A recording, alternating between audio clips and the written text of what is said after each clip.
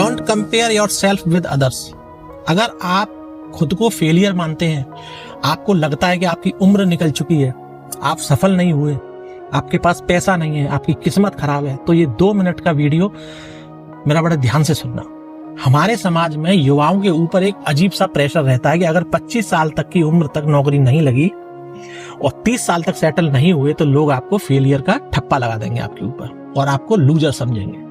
लेकिन आज मैं आपको एक ऐसे इंसान का संघर्ष बताने जा रहा हूं जिसकी शुरुआत ही वहां से हुई थी जहां लोग अपने सारे हथियार गिरा देते हैं और हार मान जाते हैं।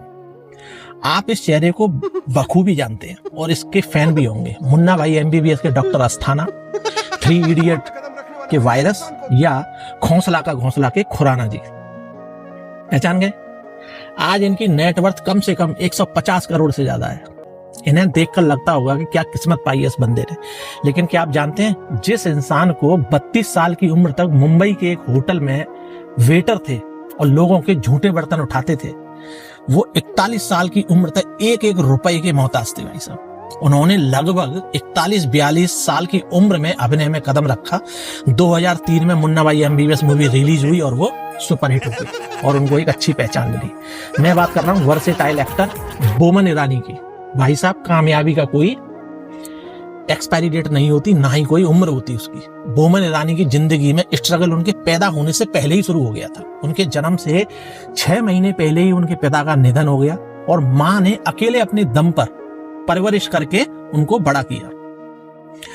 उन्हें बचपन में डिस्क्लेसिया की एक बीमारी थी जो वो बोलने में हकलाते थे और झिझकते थे बोलने में, और पढ़ाई में भी बहुत कमजोर थे। लोग उन्हें सुस्त और नाकाम समझते थे भाई साहब। पर मां ने हिम्मत नहीं हारी। उन्होंने बोमन को फिल्मों की तरफ मोड़ा कि तुम फिल्में देखो, उनसे चीजें सीखो।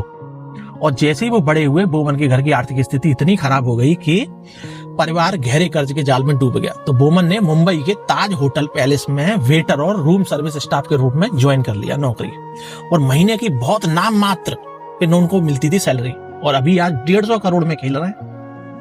वहां उन्होंने कई साल तक लोगों की झूठी प्लेट उठाई, कमरे साफ किए, वेटर का काम किया। फिर माँ का एक्सीडेंट हो गया। माँ के एक्सीडेंट के बाद उन्होंने अपनी नौकरी छोड़ दी और लगभग 14 साल तक अपनी माँ की नमकीन की जो बेकरी थी उसको दुकान संभाली।